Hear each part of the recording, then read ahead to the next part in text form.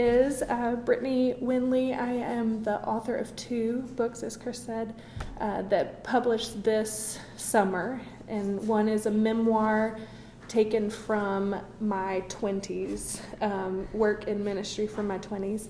Katie, how are you? Good to see you. And it's called Deconstructed Do-Gooder, a memoir about learning mercy the hard way. And then in August, I published The Boy with Big, Big Feelings. And I didn't expect to write a children's book. I've always done, good morning, I've always done rhyming work, poetry of some sort. At one point it came out in song lyrics. But I had, 2 years ago, I wrote a poem for my then 2-year-old. Because he has really big feelings when it comes to transitioning from one thing to another, really big feelings that are positive, really big feelings that are negative. And I wanted to capture that because it's not, I'm a big feeler as well, but I tend to be able to move on to whatever's next. And I was recognizing that not only were our personality slightly different in that way, but he was met with a totally different reaction from our society and culture and family and friends and than I thought maybe I would be, or that I saw the young girls around him being. And so I wrote this poem. I read it at a pop-up poetry reading when I was snowed in at the Grand Rapids airport after a writing workshop.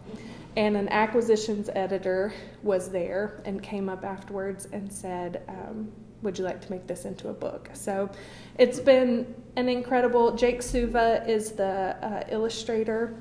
I gave him very minimal suggestions. I knew I wanted the boy to be wearing a purple shirt, because I wanted it not to be blue or pink. I wanted him to be wearing red shoes because my son was very into his red shoes at the time, obsessively so. And I wanted him to be racially ambiguous so that it could be found and relatable in multiple households. So it came out in August, and many people think that I wrote it, that the book is geared towards maybe people who are on the spectrum, and it's not geared towards that, but it wasn't necessarily written for that. It does have, and I brought it to read today, it does have, characteristics of what it could mean to be a highly sensitive person and how that plays in the world, how one navigates the world with those tendencies. But I wrote it because I wanted to make more space for my son in a world that was geared more towards toxic masculinity. And I wanted to go through and deconstruct that a little bit, because I was seeing that very early on he was being met with brush it off or stop crying.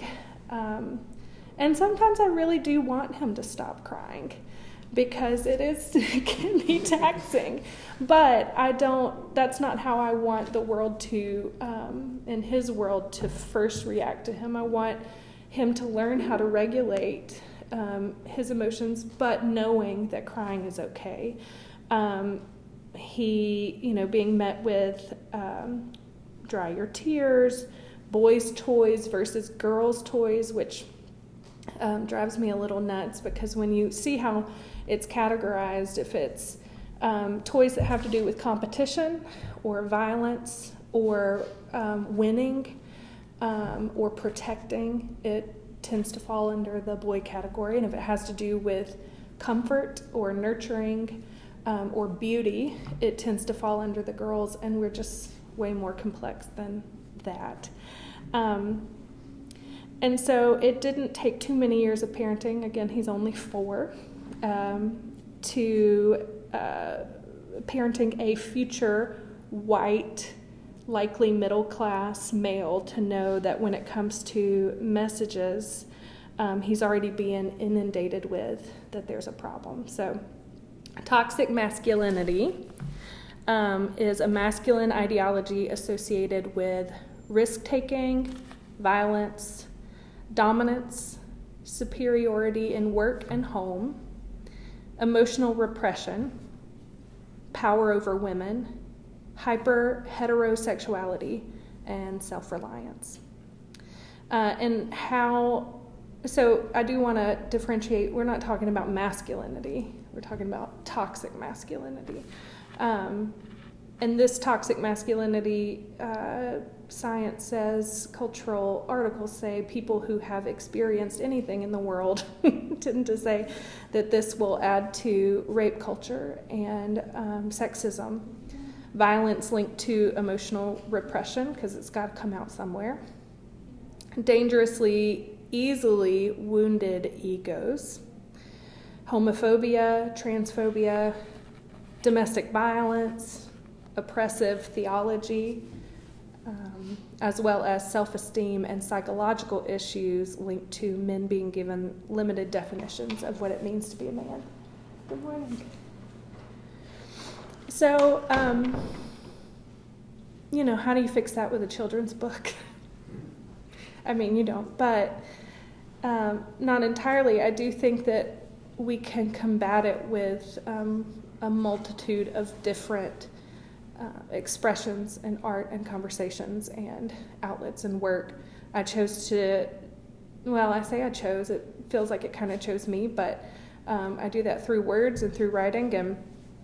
But I think that one big way that we can start dismantling toxic masculinity is by writing a new script and a new narrative specifically for men, which has anyone listened to the Liturgist podcast in here? It's fantastic. It's I would say that it's 2 to 4 people at any time who would maybe consider themselves ex-evangelicals, who are and not all Christian anymore, and who are sort of deconstructing in real time on their podcast different concepts and hot topics, and it's fantastic. But one of the episodes is called Man, and they say the episode explores masculinity and male identity in a culture striving for equality. And so for the most part, the whole episode talks about how we are actively writing a new script for women, thank God. And whether that is, Time's Up, Me Too. We're trying to figure out equal pay. I hope that happens before I die. We are, there are these narratives of women can do this and women can do that, and consent culture, and this is all wonderful progress that we're moving towards. But if we don't also write a new script for men, then we're not really writing a new script for women. And so that's what the whole podcast episode is geared towards. I think you would enjoy it if you gave it a listen. And so the idea for me of this book, and I don't really, when I've done readings before, I don't go into this, which is why I'd love to talk about this today, is it's hard to do a kid's book reading and signing and throw out toxic masculinity out there. But talking about this book is about making a more expansive script for boys, for men, for my son. And it's threatening, I think, for people. One of the reviews, I do get reviews that say, as you said, my son has so many feelings, or my child has so many feelings. I don't think that big feelings are unique for children. I think that if someone reads this book, their kids are probably going to relate to it because they have big feelings. That's just what it means to be human. It's what it means to be a small human who's learning the world around them and learning how to regulate them. But I think that, at least what I've experienced with people who have reviewed it outside of that kind of positive feedback, is you are dismantling what it means to be a man. And one of the reviews I have encountered at this point, and I believe masculinity is becoming non-existent.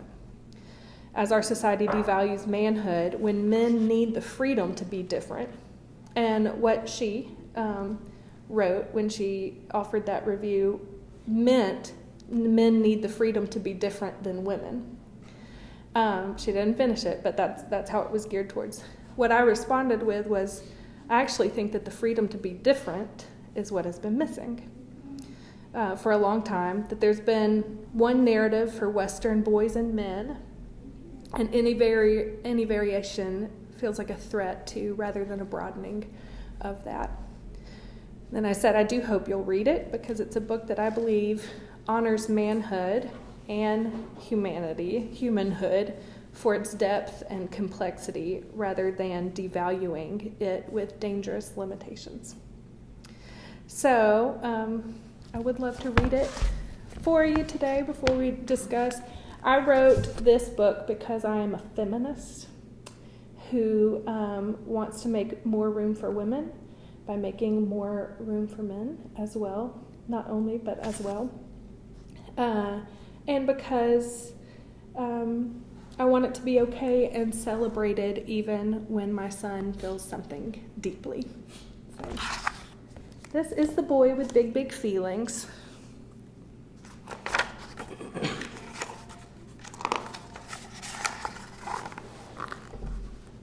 There once was a boy with feathery hair and a heart that was bursting with feeling. His emotions seemed bigger than everyone else's, and sometimes they made him go reeling. Can y'all see it over the computer? When playing outside on the yellowest days, a loud truck might rumble on by, and wouldn't you know it, that big heart of his would push feelings right out of his eyes.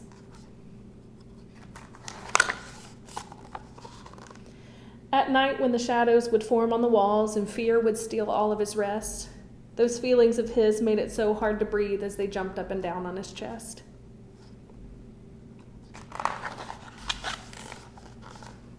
Sometimes when his play had to come to an end, or when things didn't go as he planned, those feelings would run down the length of his arms and clench when they got to his hands.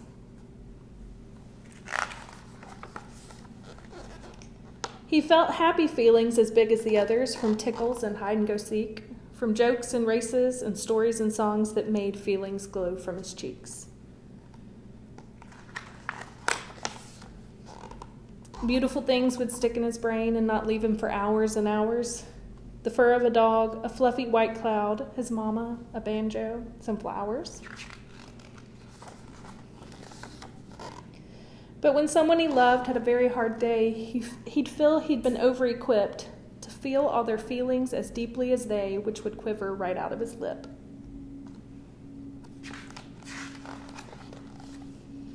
He wondered, why me? Why this big giant heart in a world that's so heavy and kind, where all of the feelings that are under the sun feel as if they were made to be mine?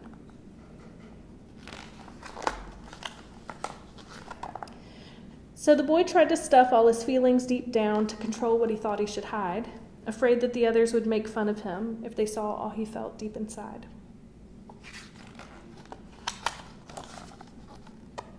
Would they think he was weak, dramatic, afraid? Would they call him a wimp or a baby?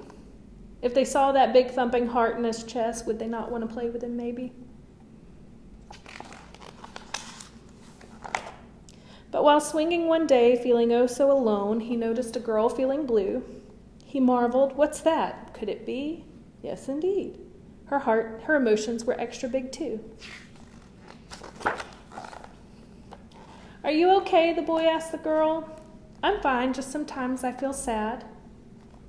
He said, you do? Well, I feel sad too. I get scared and silly and mad. The two became pals who shared their big hearts, not feeling they had to pretend when they needed to cry or laugh big and loud, since feelings had helped make them friends.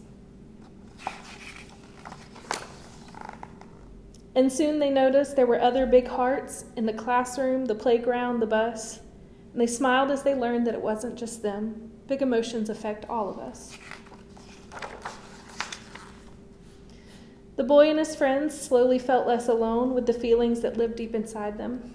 Emotions might feel big and scary sometimes, but that is no reason to hide them. The end.